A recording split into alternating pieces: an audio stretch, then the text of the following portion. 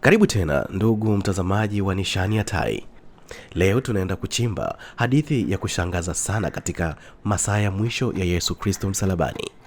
Watu wengi wanajua Yesu alisulubiwa, lakini wachache wanajua kuwa kulikuwa na wahalifu wawili waliokuwa wamesulubiwa pamoja naye. Na jambo la kushangaza zaidi ni hili, mmoja wao aliwaambiwa ataingia peponi siku hiyo. Swali kubwa ni je, mwizi huyo alikuwa ni nani?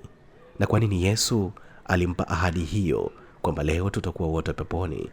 Na tukio hilo lina maana gani kwa imani ya Kikristo? Hebu tuchimbe kwa undani. Si kweli kwamba wewe ndiye Masihi?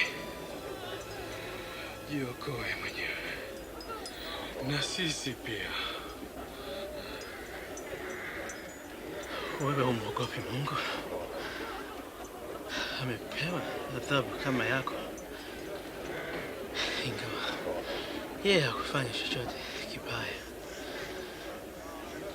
Yesu, unikumbuke wakati utakaporudi katika ufalme wako.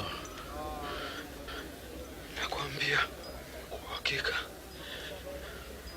leo utakuwa nami mahali pema peponi. Wahalifu wawili waliokuwa karibu na Yesu. Wakati Yesu Kristo aliposulubiwa, hawakusulubiwa peke yake. Biblia inaeleza kwamba kulikuwa na wahalifu wawili.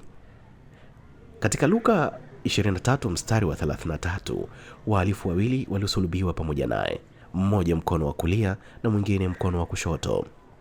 Hawa mara nyingi huitwa wezi au wahalifu katika tafsiri mbalimbali za Biblia. Hawa mara nyingi huitwa wezi au wahalifu katika tafsiri mbalimbali za Biblia. Katika historia ya Kirumi, watu kama hawa walikuwa mara nyingi majambazi, waasi au wahalifu waliopinga utawala wa Roma. Mwizi mmoja alimdhihaki Yesu. Katika mwanzo wa tukio hilo, mmoja wa wahalifu alianza kumdhihaki Yesu.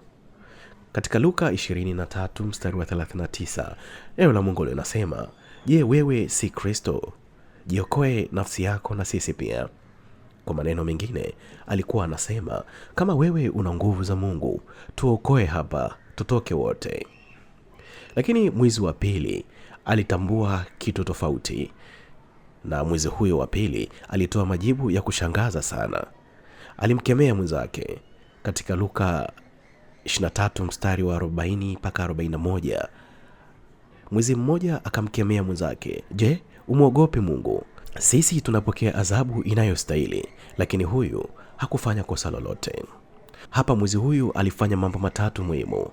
Jambo la kwanza, alikubali kosa lake, lakini jambo la pili, alitambua kuwa Yesu hana hatia, na jambo la tatu, alionyesha heshima kwa Yesu. Ombi lake kwa Yesu.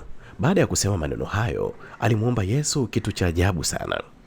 Luka 23 mstari wa 42 inasema, "Yesu, unikumbuke utakapoingia katika ufalme wako."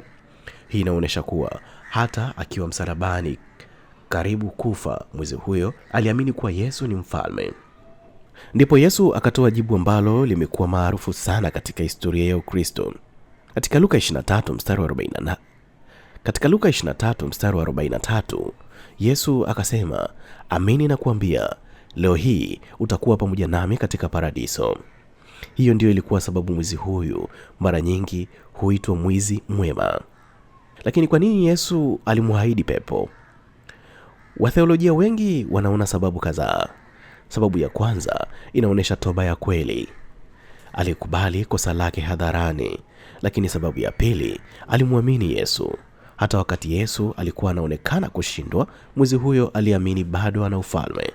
Na sababu ya tatu ni neema ya Mungu.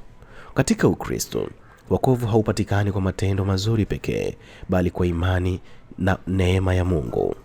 Kwa maana mmeokolewa kwa neema na kwa njia ya imani. Maneno hayo yanapatikana katika Waefeso 2 mstari wa 8. Lakini tunajua jina la mwizi huyu aliitwa nani? Cha kushangaza ni kwamba Biblia haitaji jina lake kabisa.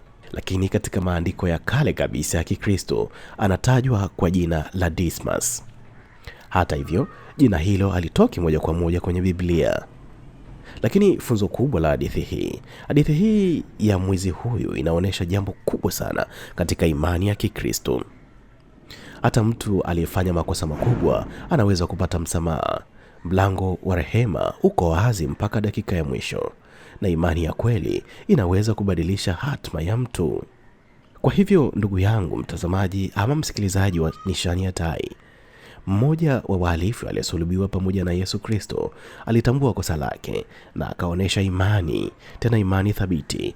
Ndipo Yesu akamwambia, leo hii utakuwa pamoja nami katika paradiso.